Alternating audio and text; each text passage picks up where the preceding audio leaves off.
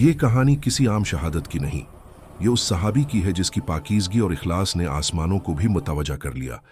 ये वो वाक़या है जिसे सुनकर दिल कांप जाता है और आंखें नम हो जाती हैं, क्योंकि यहाँ इज्जत इंसानों ने नहीं बल्कि फरिश्तों ने दी।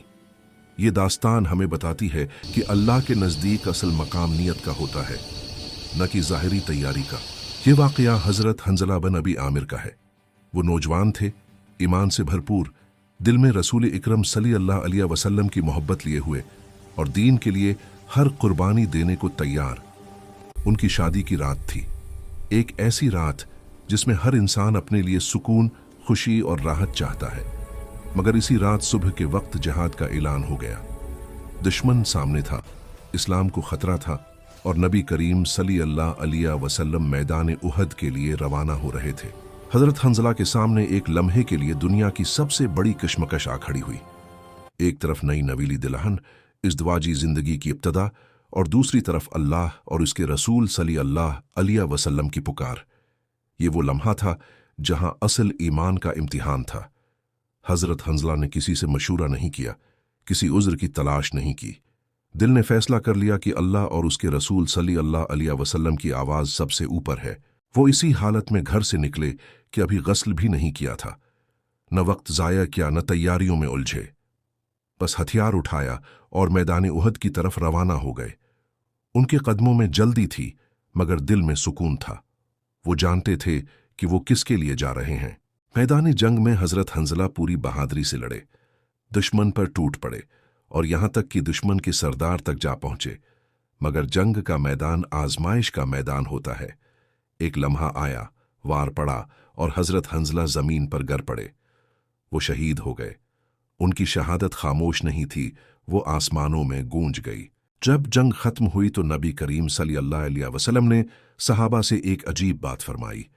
आप सल्लल्लाहु अलैहि वसल्लम ने फरमाया कि मैंने हजरत हंज़ला को देखा है कि फरिश्ते उन्हें आसमान और जमीन के दरमियान गस्ल दे रहे थे। ये सुनकर सहाबा हैरान रह गए। किसी इंसान को यह एजाज क्यों मिला? क्या खास बात थी? जब तहकीक की गई तो मालूम हुआ कि हजरत हंज़ला जनाबत की हालत में शहीद हुए थे। दुनिया में अगर वो जिंदा रहते तो गस्ल फर्ज होता, मगर चूंकि वो अल्लाह के रास्ते में शहीद हुए, इसलिए अल्लाह ने उनकी पाकीज़गी का इंतज़ाम आसमान से कर दिया। फरिश्ते उन पर पानी डाल रहे थे ताकि वो पाकीज़ा हालत में अपने रब से मुलाकात करें। यही वजह है कि हजरत हंज़ला को गसीलुल मलाइका कहा जाता है, यानी वो सहाबी जिन्हें फरिश्तों ने गस्ल दिया। ये कोई मामूली लक़ब नहीं, ये आसमानी गवाही है कि अल्लाह के नज़दीक उनका मकाम कितना बुलंद था।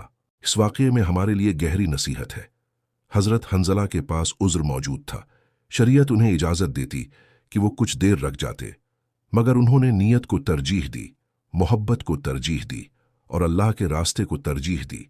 अल्लाह ने भी उनके इस इखलास को ऐसा बदला दिया जो क़ियामत तक याद रखा जाएगा। हम अपनी ज़िंदगी में अक्सर छोटे छोटे कामों को भी मुखर कर देते हैं। नमाज में ताख़ीर, नेकी में सुस्ती, हक बात कहने में खौफ। हम बहाने बनाते हैं, हालात को कसूरवार ठहराते हैं। मगर हजरत हंज़ला की ज़िंदगी हमें यह सिखाती है कि जब नीयत साफ हो तो अल्लाह खुद कमी को पूरा कर देता है। ये भी याद रखना चाहिए कि अल्लाह को अमल से ज़्यादा दिल की कैफियत पसंद है। हजरत हंज़ला का अमल बज़ाहिर अधूरा था, मगर नीयत मुकम्मल थी। इसी मुकम्मल नीयत ने फरिश्तों को मुतहर्रिक कर दिया।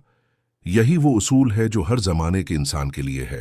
हजरत हंज़ला की अहलिया ने भी उस वाक़ये के बाद सब्र और ईमान की अजीम मिसाल कायम की। उन्होंने ये गवाही दी कि हजरत हंज़ला रात को उनके पास थे और इसी हालत में निकले थे। उनके दिल में गम ज़रूर था, मगर फ़ख्र उससे कहीं ज़्यादा था कि उनके शौहर को वो मकाम मिला जो बहुत कम लोगों के हिस्से में आता है। यह वाक़या हमें यह भी बताता है कि शहादत सिर्फ तलवार से नहीं, नीयत से भी हासिल होती है।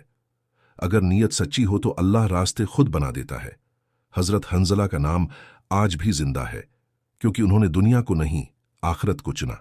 आखिर में यही बात दिल में उतरती है कि हमें अल्लाह के रास्ते में कामिल होने का इंतजार नहीं करना चाहिए। अगर नीयत सच्ची है तो अल्लाह खुद कमियों को पूरा कर देता है।